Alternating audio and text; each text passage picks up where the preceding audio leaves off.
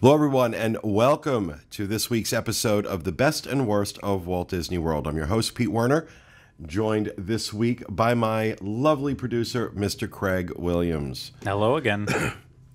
Now in last week's show, we talked about the best two credit table service restaurants on the Disney dining plan at Walt Disney World.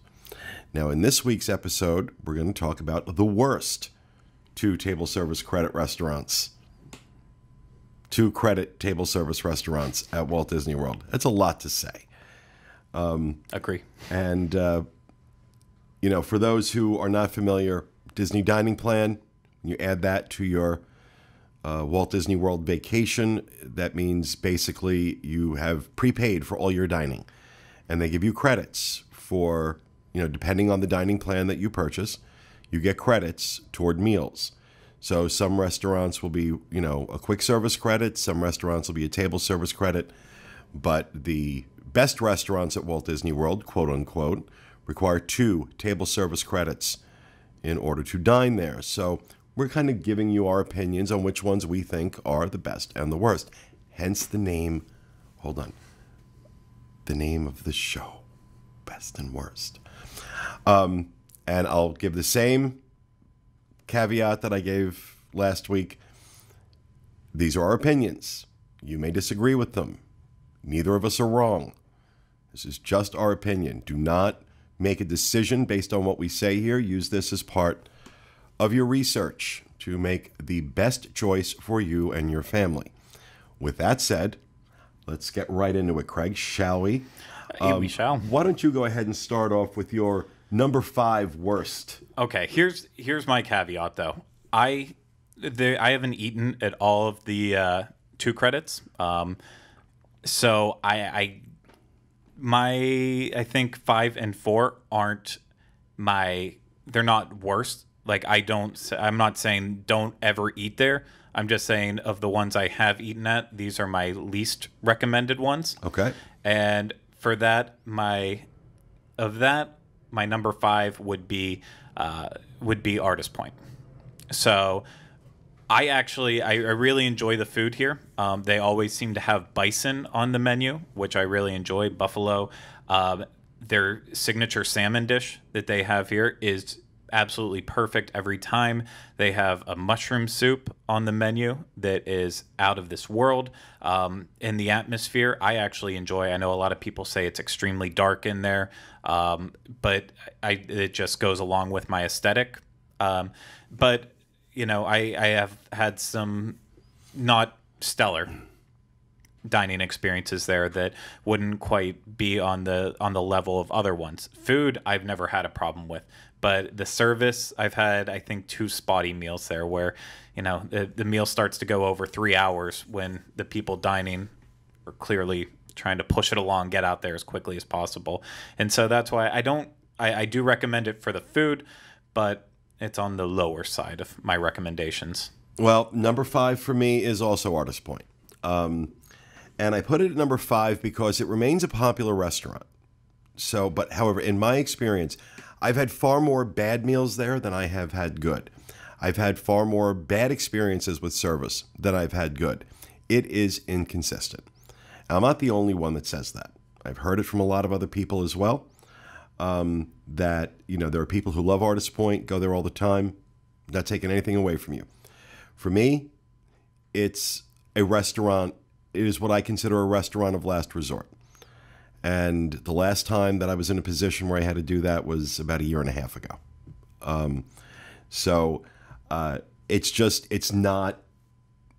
It's not one of my favorites. Like I said, for me, one of the things I look for is consistency of experience. The food is always well prepared. It's good. It's warm. It tastes good. It's creative. For the price that they're charging, I want an experience. I don't want to just be fed. I want an experience. And it's got to be more than just the atmosphere. It's got to be more. I love the Wilderness Lodge. I think the Wilderness Lodge is great.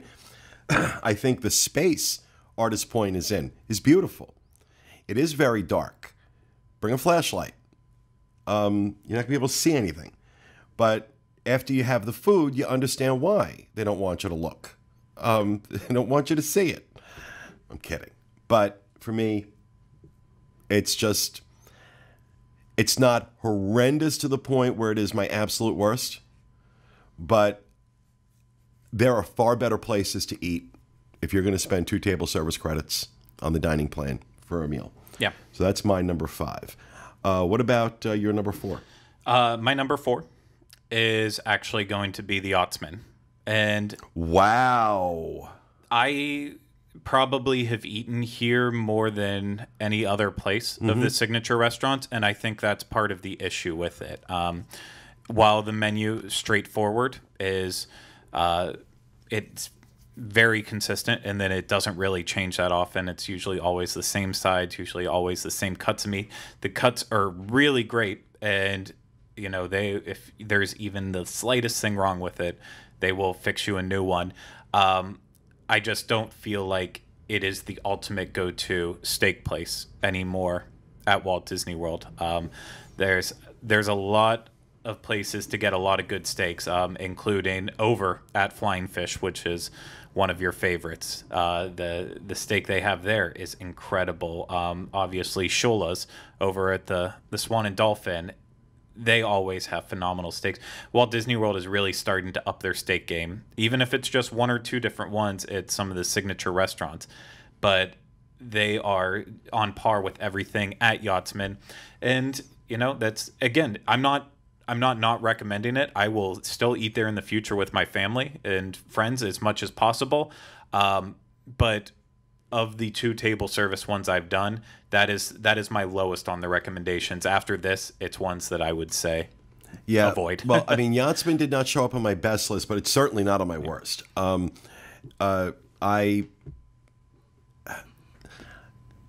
Yachtsman is, generally speaking, in my opinion, very good. There have been some failures. So there's some consistency issues. Not to the point where it would make my worst list, but enough to keep it off my best. But that's interesting. For me, my number 4 is the Wolfgang Puck Grand Cafe at Disney Springs. When you're in Disney Springs, you see Wolfgang Puck's right next to Bongo's, Gloria Estefan's restaurant. And there's the downstairs area, which I believe is 1 table service credit. And then there's the Grand Cafe that's upstairs. It's 2 table service credits. It is not that the food here is necessarily bad. It isn't. It just does not rise to the level of 2 table service credits. Not by a long shot. At best, this should be 1. And even then, I don't know that I'd recommend it because there are far better places to eat. It does not... They try and establish that as a signature dining experience. It's not for me. I've eaten there several times. And what I'll do with these places is I'll go, and I like it well enough. You know, I can't say I've had anything memorable there and anything that really stood out to me. But when I look at the list of restaurants that require 2 table service credits, and I saw that, and I'm like, they're crazy. There's no way that should be 2 table service credits. I just think there are better places to use those credits than Wolfgang Puck. If you're going to go for a meal, fine. But table service credits, especially when you got to use 2 of them, you know, that's a finite resource there. I would suggest doing it somewhere else. So that's my number 4. What about your number 3? That's actually my number 3. And this is where it starts, places that I just flat out wouldn't recommend. I wouldn't recommend it. I've eaten there twice, and neither time was a bad experience, but it's exactly what you said. It is a 1 table service credit at best, and you know, it's just not worth it. Where a place like Morimoto bringing in an Iron Chef to run this restaurant and build it after him, Wolfgang Puck is still a very well-known chef, but it's not on the level of all the restaurants that come in Disney Springs. I think Wolfgang Puck has become more a brand. Yeah. And it's kind of gotten tired over the last 20 years. And there does not seem to be that culinary creativity. Exactly. In the menu or the atmosphere. There's no energy infused into this. Is when you go into a place like Flying Fish, you go into a place like Jico, or California Grill or Morimoto, where there is that creative energy that you feel just kind of runs through the place, and it really comes across in the menu. this is kind of Wolfgang Puck is kind of phoned in. My number 3 is going to upset some people because I think it's a complete waste of 2 table service credits to use them on the Spirit of Aloha dinner show at Disney's Polynesian. And here's why. There are better luau's in Orlando. For example, I think, I know you may disagree with me on this, but I think the luau at Royal Pacific at Universal, far more authentic and far better food than what you get at Spirit of Aloha. It's it's a cheesy show that needs a complete rewrite. They bring some talented people in to do it, and the entertainers are authentic. They're authentic Hawaiians, but they're forced to work within this ridiculous story, and none of them are strong enough to elevate the material, in my opinion. And then there's the food, which is really they're just slinging hash. So for 2 table service credits, look, if seeing a luau at the Polynesian is like you're on your bucket list, sure, okay, go ahead and spend the 2 table service credits. Other than that, you've got a limited amount of time and a limited amount of resources when it comes to a week-long vacation at Disney World. Don't waste them on this. My opinion. I know, like I said, there are people that love it. I'm not saying you're wrong. This is me. I wouldn't waste 2 table service credits on this show. In fact, I don't think I'd waste any money going back to see it again either, because I've seen it 3 or 4 times. And I go back because I always, things change and things get, I believe in that. I believe things get better and things can change. And change hasn't come to the Spirit of Aloha yet. So maybe one day the Spirit will infuse them. Until then, it's the Spirit of meh and not worth 2 table service credits. What's your number 2? Spirit of Aloha. Were you looking at my list? No, I wasn't looking at your list. You stuck a peek when I left the room. You snuck a peek. I haven't. I know our number 1s will probably be the exact same. I just haven't eaten it. Like, I haven't eaten number it. Number 1 is it's mind-numbing.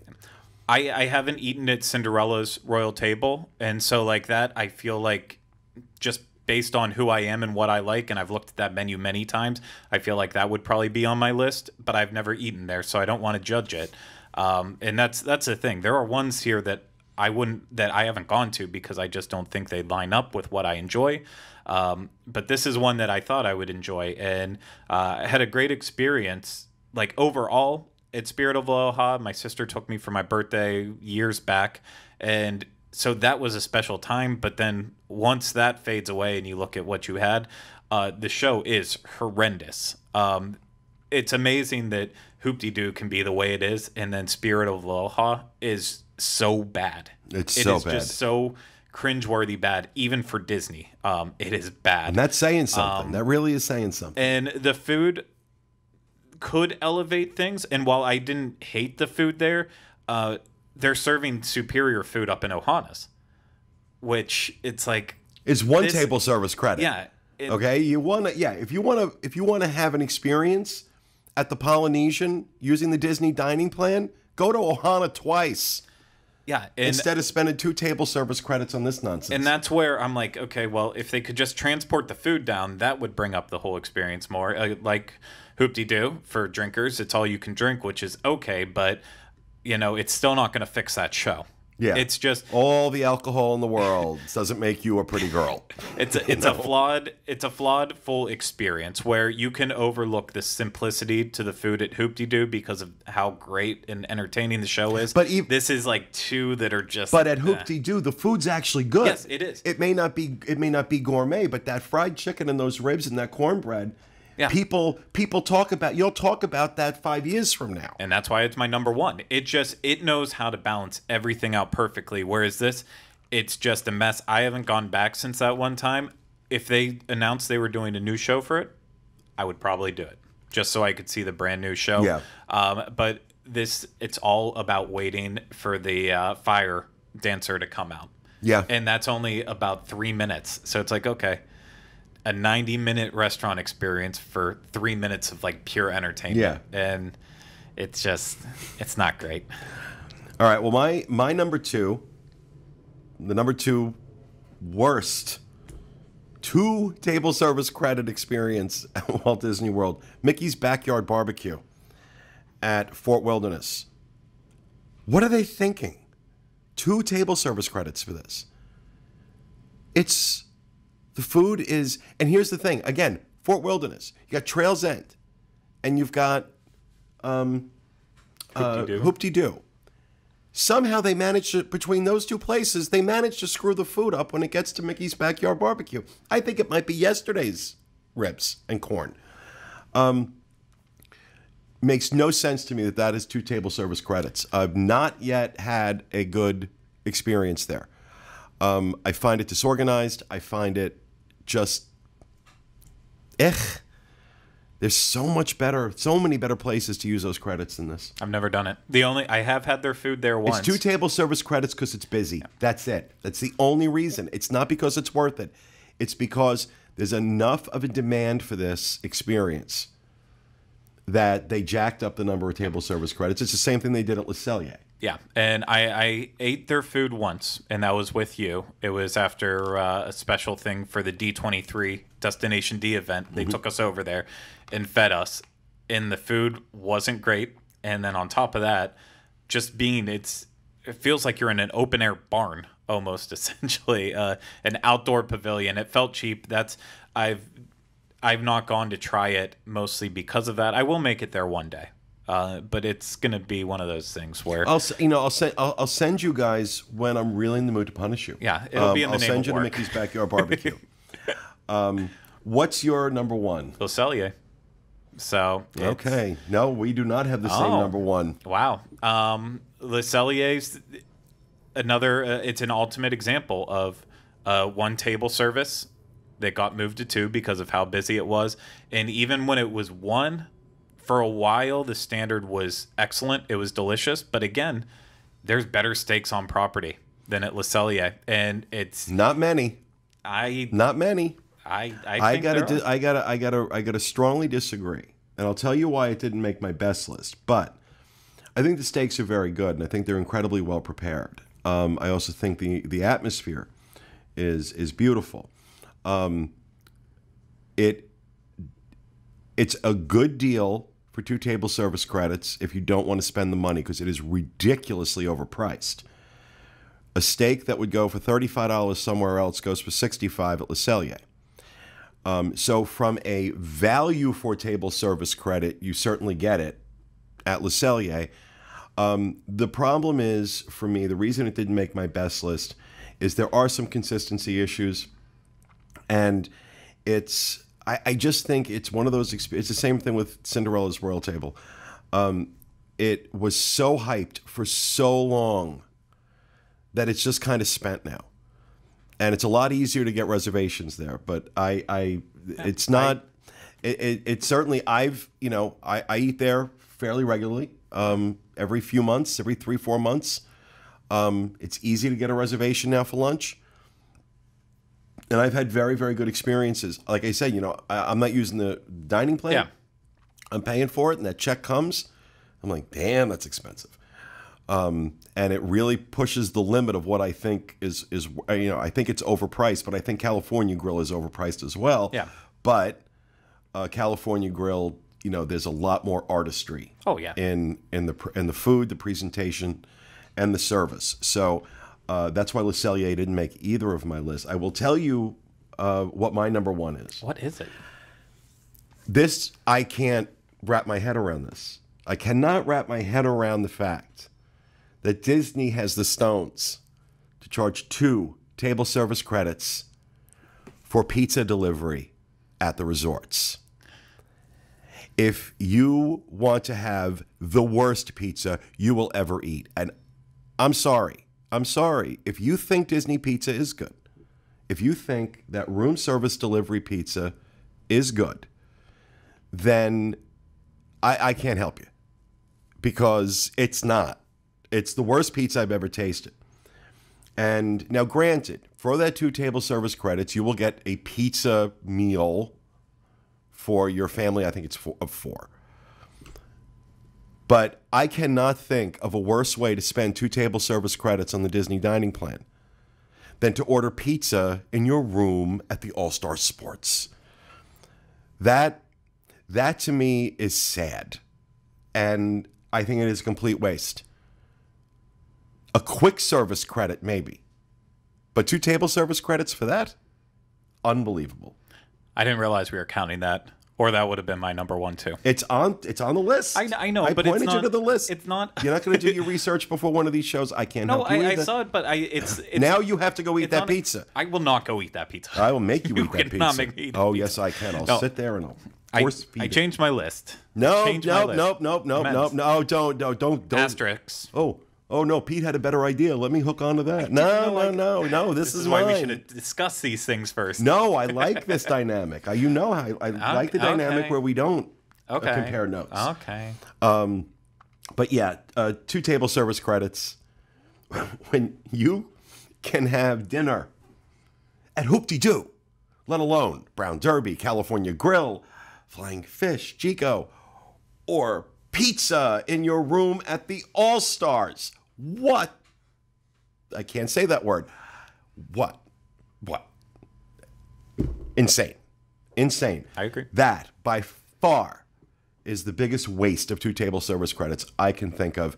They shouldn't even charge you for this pizza. They should give you this pizza with an apology note. We're so sorry this pizza is so crappy. There. I got that out of my system. I've been waiting to do that. So, all right. So, my 5 worst: Artist Point, Wolfgang Puck, Grand Cafe, Spirit of Aloha dinner show at the Polynesian, Mickey's Backyard Barbecue at Disney's Fort Wilderness Resort and Campground, and pizza delivery anywhere at Walt Disney World. And my 5 was Artist Point, followed by Yachtsman, followed by Wolfgang Puck, followed by Spirit of Aloha, and then 1B would be Le Cellier, and 1A would be pizza delivery. Look at him try. Look at him try. No, do not let him, audience, do not let him get away with that. Say nay, nay. Nay, nay. That's going to get old. All right. That will do it for this episode of The Best and Worst of Walt Disney World. We hope you enjoyed it. We'll be back with you again next week. Thanks for being with us, everybody.